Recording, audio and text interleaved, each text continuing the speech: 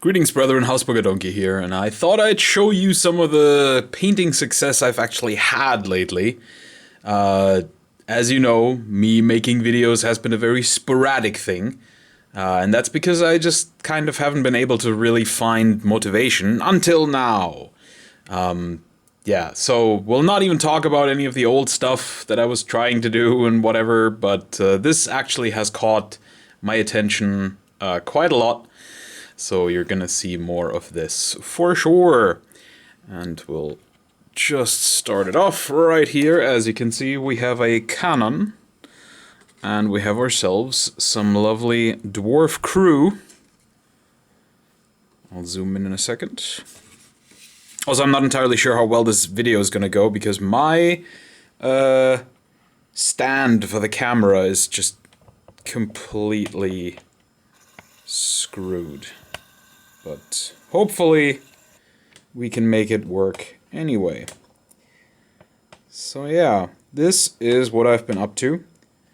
And can I not zoom this far? No? Ah, there we go.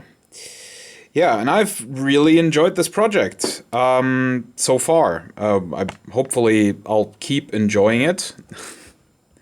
But it is definitely looking very good so far, because I've already finished the next stuff, and as you will see in a second. But for now, I'm just gonna give you a little bit of a look at this cannon crew. So I have been collecting Oldhammer Dwarves for a very, very long time. These particular ones are, of course, from 5th edition. Back in the olden times of Games Workshop miniature games, you didn't really get full updates for factions during one edition. Oftentimes, you would only get a few things, and for each faction, and then it'd take till the next edition to get some more stuff. And so, for example, with the Dwarves, in 4th edition, I believe, I think they got the gyrocopter new. A bunch of the character models I know were new, like the Throne of Power and the Anvil of Doom, I'm pretty sure. And some Slayer models came in, and there were a few things. But then the sort of bigger update came during the 5th edition era, which these belong to as well. I believe these were made in 96. So actually kind of, well, sort of, you know, early on in the 5th edition cycle. And yeah, I really like these. So my entire collection contains all sorts of eras of dwarves. And different manufacturers as well. It's not all Games Workshop. There's a few like Heartbreaker miniatures in there, sculpted by Kev Adams. And there's various other ones in there as well, like Harlequin. And I really like to zoom in a little bit further, but having trouble. Okay, I think this is the closest I can get them. But yeah, as you can see, I took some real time to get these nice... This stupid stand. Can I just get it somewhat straight, please? Okay, here we go.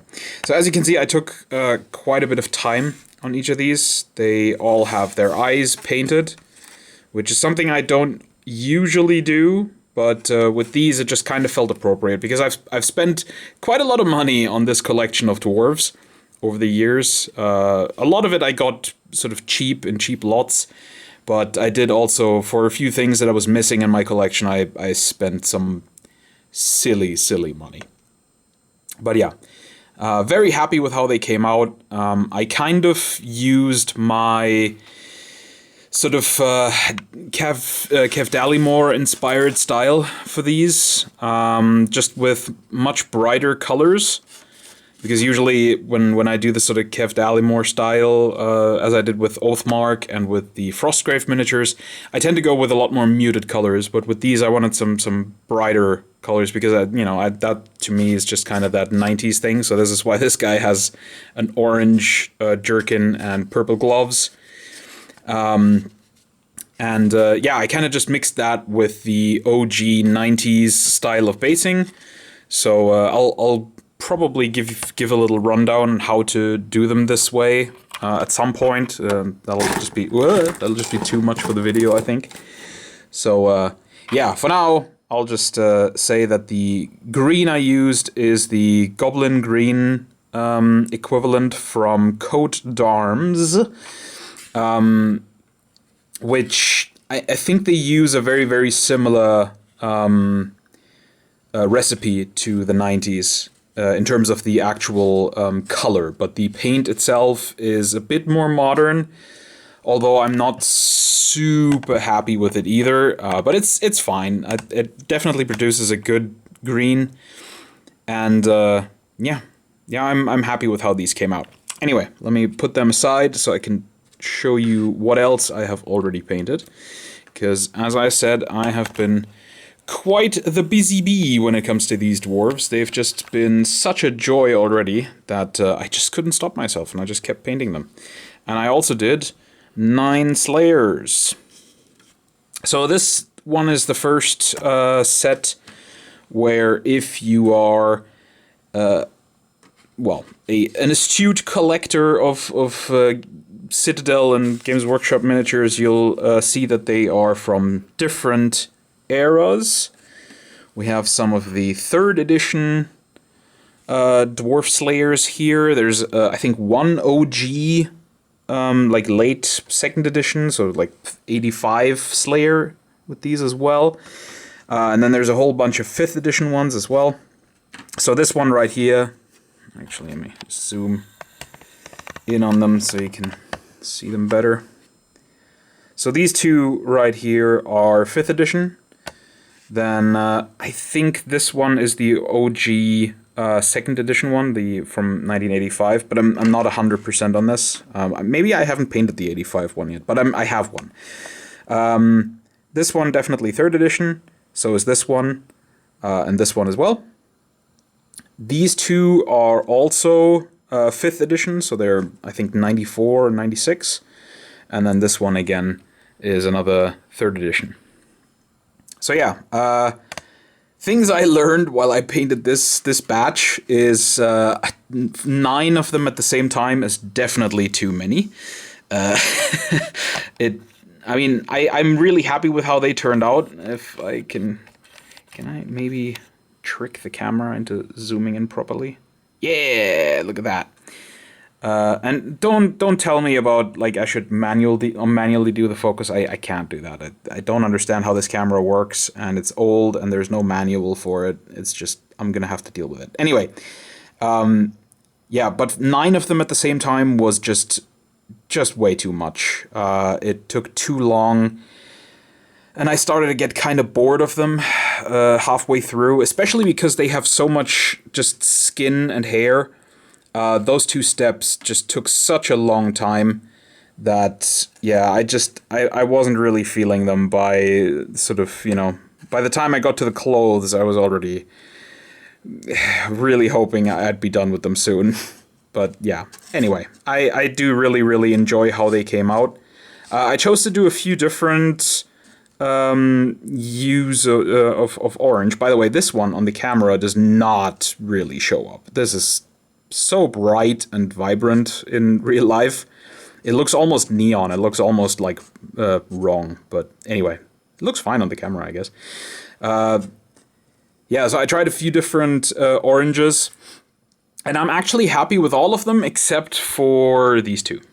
This, I think, turned out, in comparison to the other orange colors that I chose, this one just kind of ends up looking a bit too yellow-brownish.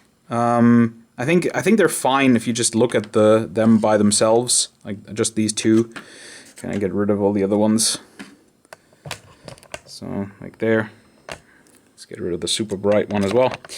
So, as you can see, I think if you just look at these two, it actually looks fine. But then as soon as you place some of the other ones in the same unit with them, they just kind of don't look orangey enough, in my opinion at least. But it's fine. I still really, really like how they came out. This one is definitely my favorite. He just has such a characterful face, and I had such a good time painting him. I just had a great time painting all of these. It's like, that's really what I'm trying to say with this, is all of these other projects that I've sort of tried to get enthused with again, were just abject failures, and this has been an instant classic. I love these figures. I had so much fun painting them, and because I started painting them, I've just gotten back into painting stuff for myself in general again, which is pretty cool.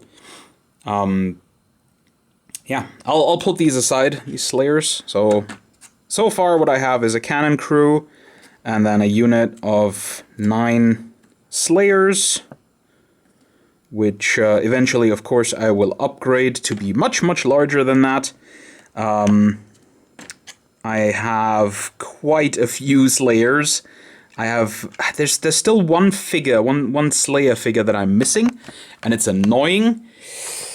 But some of these are kind of hard to find, especially the 3rd edition ones. I'm definitely missing 2 of the 3rd edition ones. One of them has a sword, and the other one has like a flail. I don't have those 2, sadly. I have most of the other ones though, so that's nice. Also, there's a sort of second set of really late 5th edition Slayers that came out that I will not be using. They are the sort of the ones that existed, I think, until they stopped producing the Slayers in metal. So the most current ones, they're a bit too. Yeah, how do I say that? They're a bit too big to rank them up properly, and I find them a little too over the top, and they don't quite, in my opinion at least, they don't quite work with these Slayers, these older ones. So I just kind of feel like I'm not gonna try to combine them.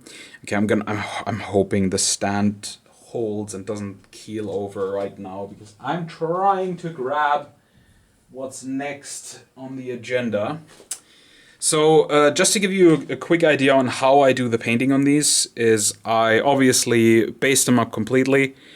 Well, I guess not obviously, but that's what I'm doing. And then I just prime the whole miniature black. As you can see, this is going to be one of the next ones. This is just going to be a regular Dwarf Thane, but it is Karas,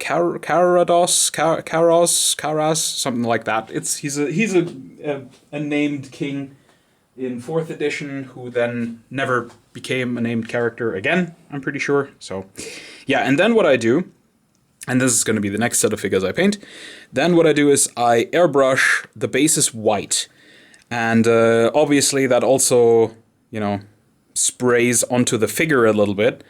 But that's fine, because I do the metals in this sort of style in a dry brush. So even on the axes, all of these axes are dry brushed. So I'll be dry brushing all the metals on him, except I guess for this tiny bit of chainmail at the back here, which is a little annoying that got white. But anyway, I do all the metals, and then after that, because there's spill over onto all the black areas, I repaint them black anyway. So yeah, so I'll do the metal, and then I'll repaint all of the metally bits, or all of the non-metally bits black, including all the things that became white.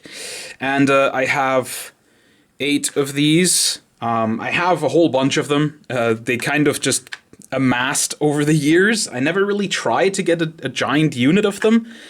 I do like them. I think these old plastic dwarves have a lot of character, but yeah, I never tried to get a massive unit of them. It's just that I bought a bunch of sort of lots of random dwarf figures, and there always seem to be a few of these in there. So I think at this point I have 40 or 50 of them, which I don't really need, but here we go. So yeah, these are going to be the next group. I know I did say that 9 was too many, and this is 8, but I kind of want to get through these plastic ones quickly. So I'll do one set of 8, one set of 7, which will be 3 ranks of 5, and then the front rank with the command section and 2 on the side, they will be metals, and that will be my first Clan Warriors regiment done basically in 3 steps. So I'll do 1 set of 8, then 1 set of 7, and then the command unit at the end. But I won't do the other 7 and command unit right away, because I have some other stuff primed as well, such as, of course, the Dwarf Thane, which will not be the next figure. The next figure afterwards will be 6 of these Thunderers. And I absolutely love these models. They may be, out of the whole old school dwarf range, my favorite set of figures. They are all of them, so characterful, and there's so many different sculpts. I still don't have a few of them, which is kind of frustrating, but I do have most of them now. I think I'm missing maybe 3 or 4 different ones, and yeah, but I love them. I think they're just beautiful sculpts, and they really capture that sort of old school dwarf style the best. I don't know, that's just how I feel about them. I love these figures. So yeah, those Dwarf Warriors next, then these ones. And yeah, I'll see you back with this project that I have absolutely fallen in love with. And you're definitely going to see this for a while, because I have a lot of these figures. So many, and it really is time that I give them the attention that they deserve. Because they were quite expensive, all things considered. So yeah, hope you enjoyed this. I can with this one I can promise that you're gonna see more of this. I just don't know when, because it does take quite a long time to paint them this way. But yeah, this is not gonna be something I abandon, like the Undead project, which has been abandoned. But yeah, they're gonna be awesome. I'm enjoying myself, and it's really nice to paint something with this kind of style of basing again. I've really been enjoying that. So yeah, hopefully you'll follow me on this Oldhammer journey, and I'll see you next time.